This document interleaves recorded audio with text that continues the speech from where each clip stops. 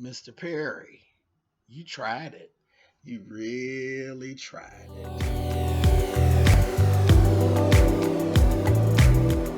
And I'm like, come on through, Cookie. I want to pull my soapbox. That's basically it.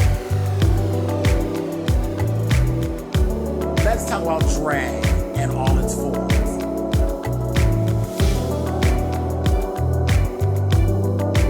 What, Cookie?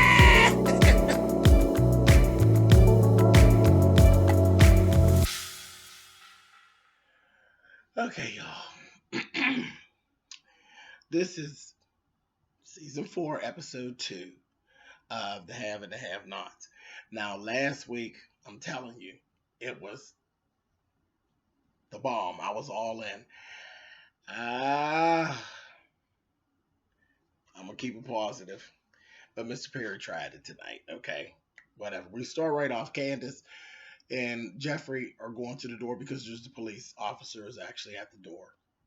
Candace ends up going down to the door and she does what she does. Candace does what she knows how to do. She took off her robe. She went to the door naked and to distract the officer because she knew from the voice it was a male officer. So she goes to the door naked. And it does. It kind of throws him off, and he ends up asking her if she could go put a robe on or something, put some clothes on. But the whole issue was the nebby bitch across the street was fussing about Q's car being parked in front of her house. Now, it's one of these neighborhoods, it's more of a highfalutin neighborhood. So naturally, she's just an old nebby bitch. That's the ins and the outs. She's an old nebby bitch. So that was the whole thing. Gets out there, they go on and on and on. It was really too much time spent at the door, but we go on and on and on about this whore across the street. And Candace finds out that she's been basically spying on her. She knows how many men has been in the house since she's been living there and how often and all of that. Nebby. Nebby ass bitch. And finds out that the police officer is actually her son. And she knows the chief of police. He's actually the brother-in-law of the. He's basically that woman's son-in-law. Fucking mess. I was like, all of this is so convenient. A little bit lazy, but that's okay. It's okay because I'm hanging in there with this. So we got Jeffrey. So she says, okay, well, let me go and put some. She ran back, put something on. Then she goes back. She says, no problem. I'll move the car myself, or I'll have my friend move the car. No problem. So they go. They got to get the keys off of Q because Q's still stretched out there. So Jeffrey's still freaking out. Now at this point, Jeffrey's freak out is starting to get on my nerves. It's starting to be too much. It's starting to get on my damn nerves, Jeffrey. Come on now. We'd have been in the house with dead body like half the day now. Seriously? Come on. Anyway, we goes through all of this. Finally gets it together. They get the keys. She got some blood on her,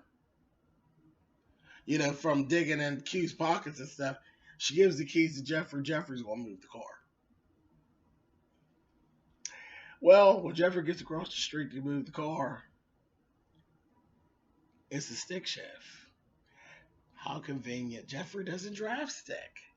So we got all this. He can't get the car started, and it's just a mess. Then the old nebby bitch is standing out in the damn yard, and it was just we spent too much time outside. It got to a point where it wasn't even entertaining anymore. It was like, this scene is about to get on my last goddamn nerve. It lasts about the first damn near 20 minutes of the program. But anyway, then Candace decides to go ahead and just try to seduce the cop, and he was paying attention. She asked him all about his gun, and she's a mess. She did what she needed to do, and finally Jeffrey gets to drive off, but you can tell he don't know what he's doing. Plus, the officer then noticed that Jeffrey was drinking because he could smell it, and all of this, and he, then basically told Candace that he was going to track him and trail him and all of this kind of carrying on. And he's like, are you holding me up so you can give him time to get away? And Candace was like, yeah. but you know, you can come over and see me. You know, give me your number. This, that, anything, other thing. He said he was married. You know, she played the whole game. Again, it went on for too long. But anyway, so they went on, and that was that.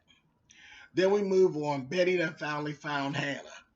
Hannah's at the motel. He finds her, and he's begging her. She's still going on, you know, with her bullshit. She's mad, and this, that, thing, that. Anyway, moving on. That's all we can see to them. Then, oh, the funny thing that Hannah said, when he told her, I found out the tow yard, Candace's house, and my house are paid for in cash. They're paid for. Period. You can come. Just how you find that out, your hoish lawyer. So that damn Hannah, she is so shady. So shady. But anyway, so that was that. Then we got a good scene out of there. When Catherine's in there, you know, hindsight's 2020, so she starts going back through her process, and she said, you know, something's not right with this thing with Wyatt. I don't know how Jennifer, the DA, actually got Wyatt to talk to her and all of this. And Catherine's trying to figure out this. She says she starts piecing together when Wyatt had gotten molested earlier on in life, how his behavior was. His behavior when he came up from jail was a whole lot like the same behavior and all of that. So then she's basically blaming everything on Jim. And she says, did people get raped and stuff really in jail and all this? And Veronica's like, well, yeah, Catherine, that happens and this, that, and the other. And, you know, she's like pretty much really got a chuckle on her belly about it because, you know, she did all that.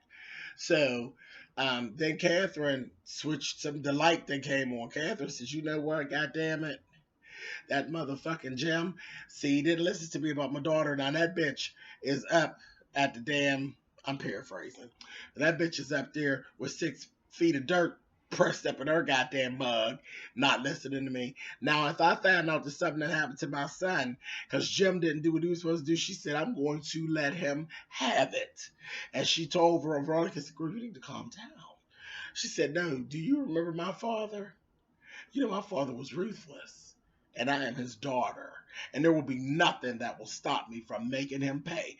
So at this point, Veronica's like, well, wait a minute. Now, you know, Catherine, I'm sure Jim did what he needed to do, and this, that thing, and the other, and on. Catherine's on some other shit now. She on some new shit. And then she's sitting there looking at Veronica, and she gonna say, hey, since when were you so concerned with trying to take up for Jim? I said, oh, shit, the lights is on, and everybody's getting ready to be in some problems. She said, you know what? If I find out something happened with my son, it's going to be just like that priest that just happened to disappear. I said, come on, motherfucking Catherine. Come on, Catherine. And I looked over there, and Veronica, for the first time, Veronica looked a little worried. I said, oh, I know you ain't scared of Catherine, bitch, because you talk shit to everybody else. So I said, oh, here we go. Now, this is what I want to see. I want to see Catherine get the fuck down. I really would love to see Catherine get off, because I love last season when Catherine went off on that goddamn maid. Anyway, so moving on. Wyatt and his good get high ass, get drunk ass fucking addict. He's sitting up there. He's getting fucked up in the house. He's dancing and just being the big old clown. And waiting on the phone to ring. Waiting on some company, whoever he's supposed to be fucking coming over. Jeffrey stops in the car at a convenience store, whatever, goes to the payphone, ends up calling him.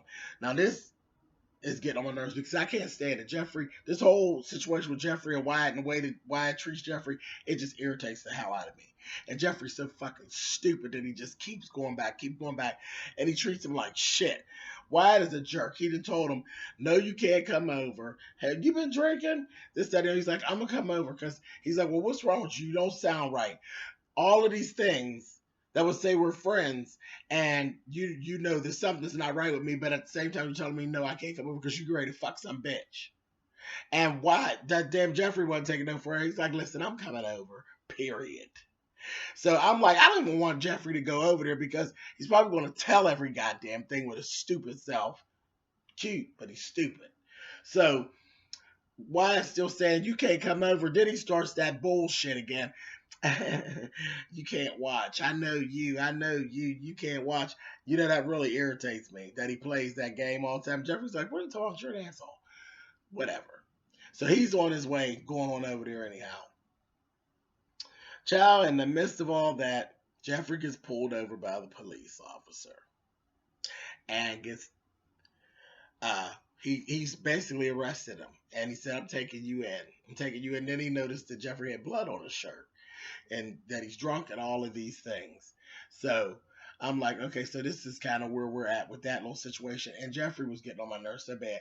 He was so fucking ridiculous with the cop, all this staggering. I understand he didn't got drunk and all that, but he's just so out of sorts and just aggravating. He just got on my damn nerves with his cute ass.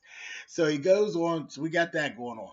Now down there at the jailhouse, we got David and that goddamn Jim in there.